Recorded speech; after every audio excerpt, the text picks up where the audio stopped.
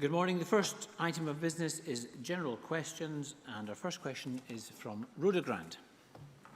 To ask the Scottish Government whether decisions regarding Highlands and Islands enterprise economic development and social support spending will be made locally by people who live and work in the area. Cabinet Secretary Keith Brown. Highlands and Islands Enterprise will continue to be locally based, managed and directed to provide dedicated support to the Highlands and Islands economy. Rhoda Grant. Can I ask the Cabinet Secretary at what level of financial assistance will High staff have to revert to the board?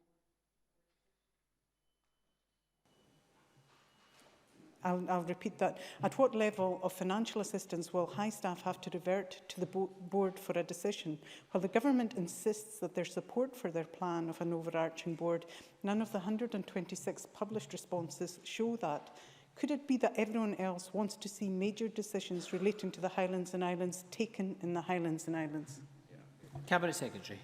The issues in relation to financial matters, we have said, I think last week I said in the Chamber that the decision-making remains with Highlands and Islands Enterprise. In terms of the governance, that has been taken forward by a number of people in the Ministerial Review Group, which includes people from Highlands and Islands themselves. And I think I would disagree with the number which has been provided by Rhoda Grant. Over 300 people or individuals or groups responded to that, and within that, substantial numbers of people were saying that, for example, SDS, SE, Strathclyde University and others were talking about the need for an overarching strategic board.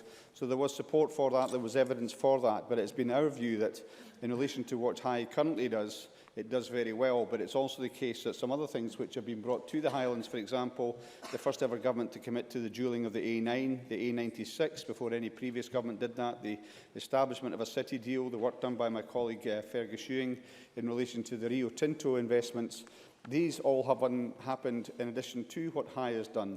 And what we want to do is to make sure more of that happens. So it could, of course, well be the case that High, far from the picture painted by Rhoda Grant and others, ends up with more authority and more powers than it did at the start of this review.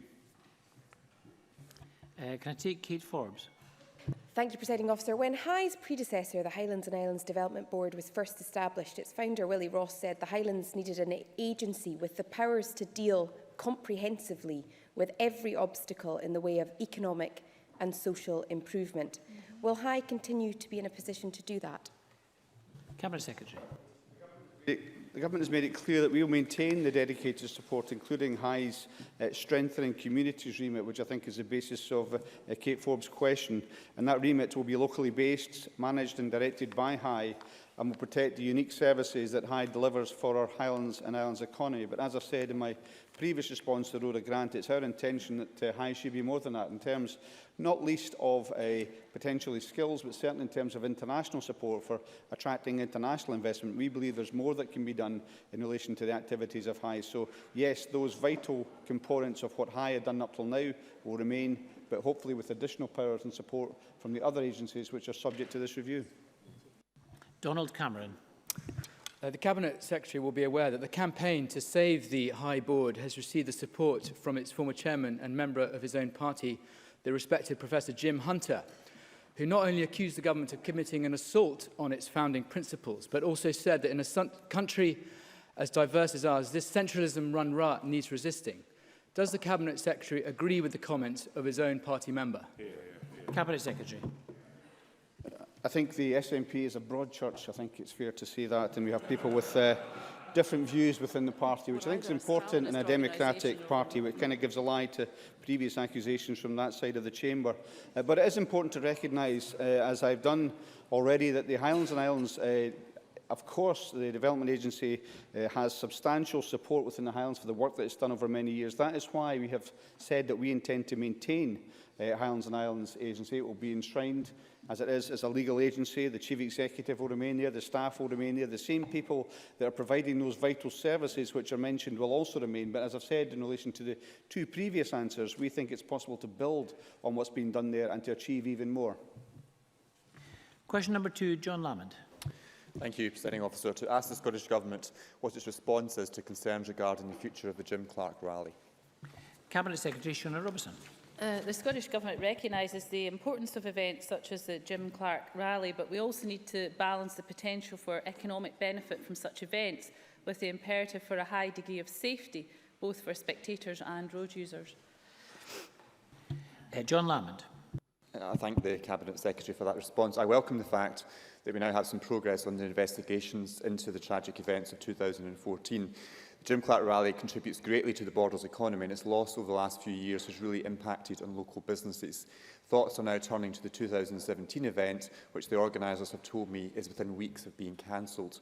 So can the Cabinet Secretary confirm that the Government will do all it can, alongside Police Scotland and Scottish Borders Council, to facilitate the holding of a closed-road rally event next year? And can she confirm that the holding of a fatal accident inquiry does not preclude the rally taking place? Cabinet Secretary. Can I say to John Lamont that I'm aware that the event organisers have notified Scottish ministers of their intention to hold the Jim Clark Rally in 2017, and have also submitted a report setting out how the promoters intend to implement the Motor Sport Association's stage rally safety requirements. That report is under consideration. We, as ministers, remain with a higher level supervisory role. The member will be aware that it's Scottish Borders Council as the lead road and traffic authority that remains the authority, along with Police Scotland, which authorises the detailed arrangements for the rally. Another factor to be considered, as the member said, is the announcement on the 1st of December by the Crown Office to establish a fatal accident inquiry into the tragic deaths of a spectator at the Snowman Rally in January 2013 and the deaths of the 3 spectators at the Jim Clark Rally in May 2014.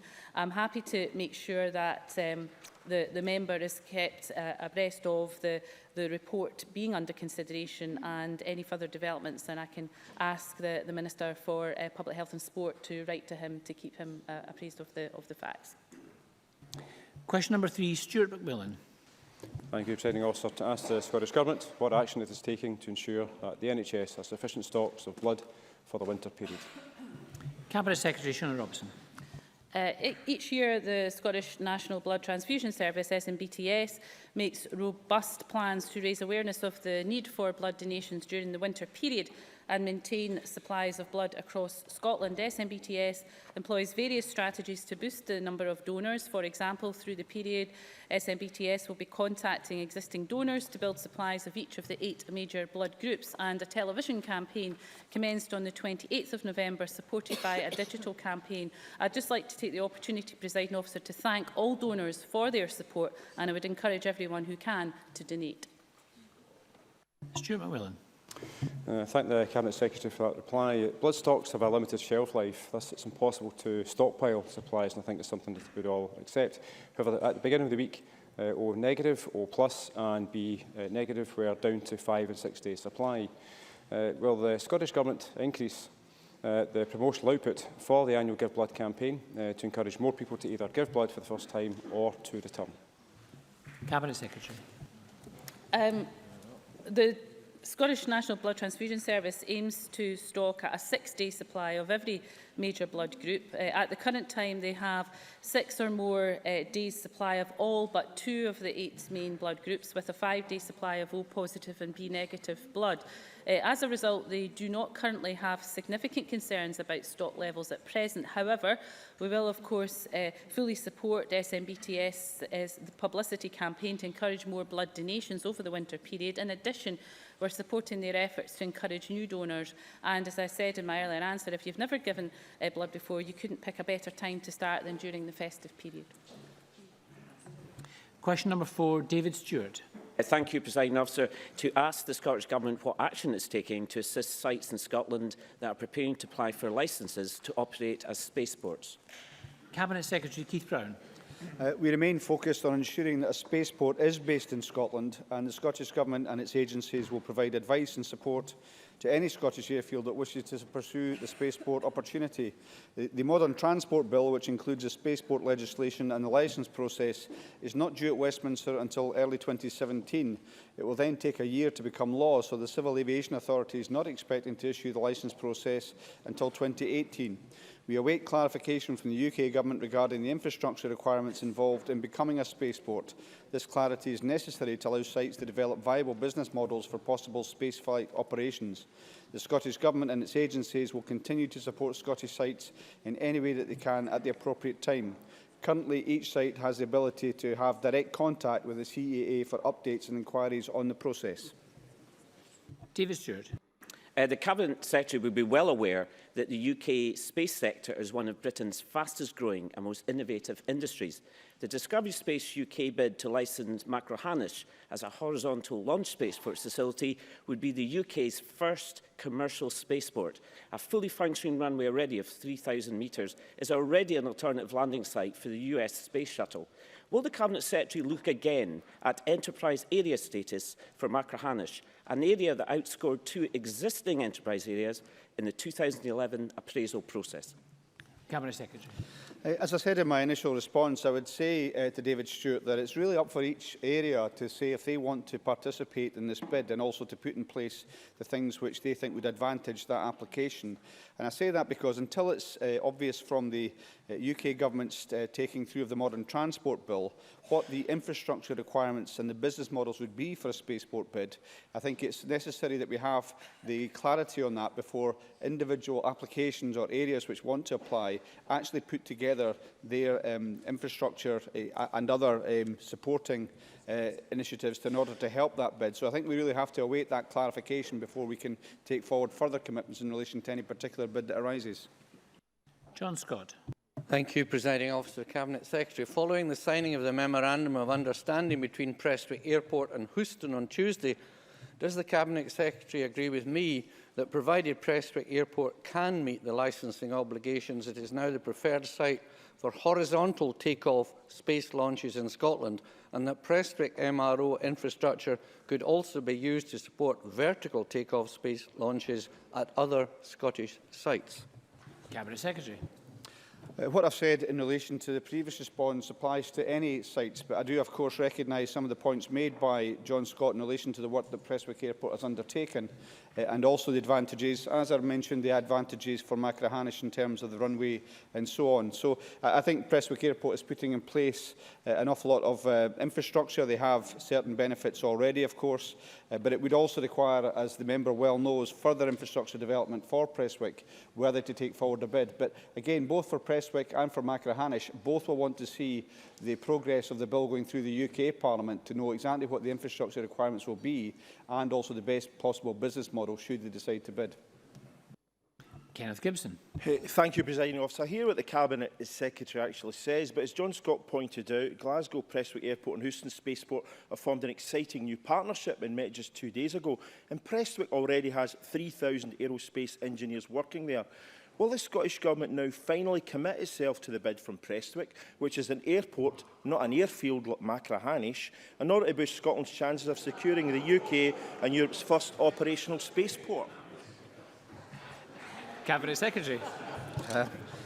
I don't think I'd want to deviate from the responses I've given to the previous two answers, Presiding Officer, but I would say that I think it's also possible, and has been mooted in the past, that both the airfields, airports would wish to work together in relation to this. And of course that is something that remains possible. But the same point applies that really for any bid, and I do recognise the work that's been undertaken at Prestwick, and I recognise the aspirations at Machrihanish, but these things to be given full form really require to know what will be required in terms of infrastructure. We don't know that definitively yet. And of course, once we know what the infrastructure requirements are, then those that are keen to bid will know how to put together their business plans. And I think we have to await that process. At the same time as encouraging those that want to participate. Question number 5, Patrick Harvey. Yes, back on earth, can I ask the Scottish Government what impact it expects its tax policies to have on inequality of wealth and income? Cabinet Secretary Derek Mackay. The Scottish Government will set out its proposals for tax policies in its draft budget, which will be published on the 15th of December, and the Scottish Government is committed to delivering policies which support the delivery of inclusive growth. Patrick Harvey.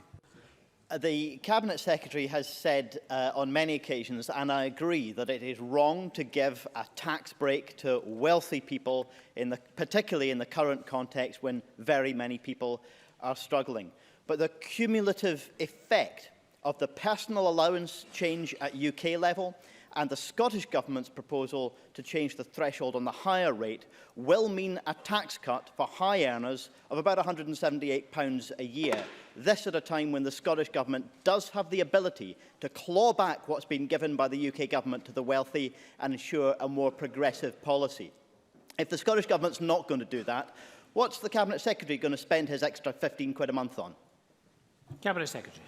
Well, as I've said to members in the Chamber, I look forward to setting out the budget proposition on the 15th of December. There are some matters that Patrick Harvey's raised in the past, citing Resolution Foundation. Their work in a number of areas, including the personal allowance and the interplay with social security decisions as well. But what this government will take forward is a balanced approach on taxation to fund high-quality public services in a package that's fair and reasonable to the public and the taxpayers of Scotland, and a proposition that gained the support of the people at the most recent Scottish Parliament elections. Question number 6, Rona Mackay. Thank you, Presiding Officer. To ask the Cabinet Secretary whether he will consider making Scottish history a priority subject on the school curriculum. Cabinet Secretary John Swinney. Presiding Officer, learning about Scotland's history, heritage and culture is promoted and supported in the context of Curriculum for Excellence. This includes a unit on Scottish history in the National 4, National 5 and Higher History courses. Rona Mackay. Thank the Cabinet Secretary for that answer. In my constituency of Strathkelvin and Bearsden, we're currently celebrating the Thomas Muir Festival, an annual event organised by the Friends of Thomas Muir to commemorate the father of Scottish democracy. Does the Cabinet Secretary agree that our children should learn all there is to know about Scotland's great pioneers? Cabinet Secretary.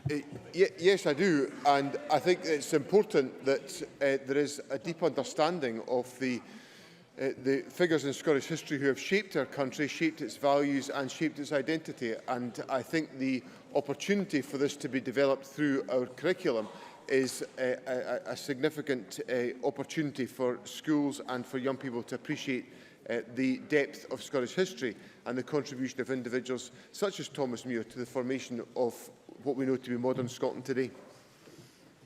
Christine Graham. Thank you, Presiding Officer. I think the Cabinet Secretary would agree with me that our Scottish culture, both history and literature, should be embedded in our children's learning. And I refer to the Cabinet Secretary's letter to me of 8 November when I raised the issue of literature, and I quote, "Many primary schools study the works of Burns, for example," close quotes. But isn't that the problem? In my day, a few moons ago, you did, in quotes, Burns in January. Has much changed, or is it still the case that the study of Scots literature is peripheral, if I may say so, even tokenistic? Cabinet Secretary. Well, I have to say that I wasn't around when Christine Graham was at school, but from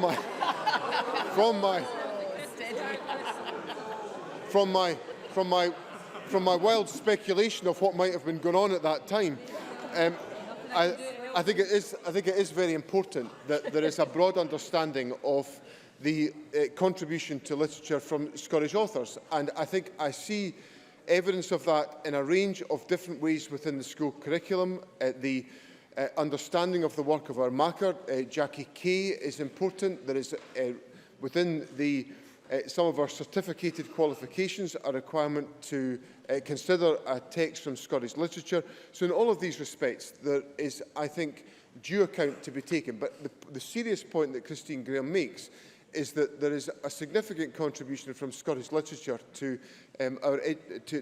our education system and to knowledge within our country, and that should be a central part of what young people experience as part of their education. Question number 7, Brian Whittle. Thank you, Presiding Officer. To ask the Scottish Government whether it will introduce personal physical literacy programmes such as the STEP programme in schools as part of its obesity strategy. Cabinet Secretary John Swinney.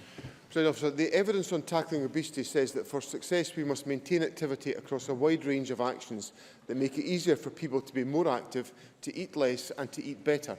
As part of the review process on our strategy, we will be considering how we link our obesity strategy to other cross-government work, including that on promoting physical activity and developing our approach to being a good food nation. I will be meeting with Kenny Logan to discuss the STEP programme early in the new year. Along with the Daily Mile, the STEP programme is another example of how physical activity can be embedded into the daily life of Scottish schools, which we know can have a positive impact on a pupil's health, educational attainment and life chances. Brian Whittle. I thank the Cabinet Secretary for that answer. Now, my frustration here, Cabinet Secretary, is the Government always talks about the importance of physical activity in tackling obesity, but there is little action. The very principle of the Government's getting it right for every child policy would suggest that meeting the individual needs of every child is fundamental. The rate that each child learns physical literacy is diverse as the rate in which they learn numeracy, literacy and language.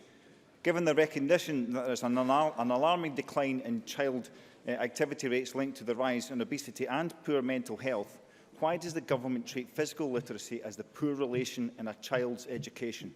Cabinet Secretary.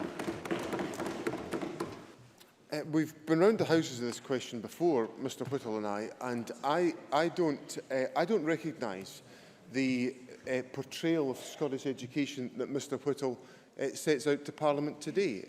There is a very high level of engagement and participation within activities such as the Daily Mile across Scottish schools.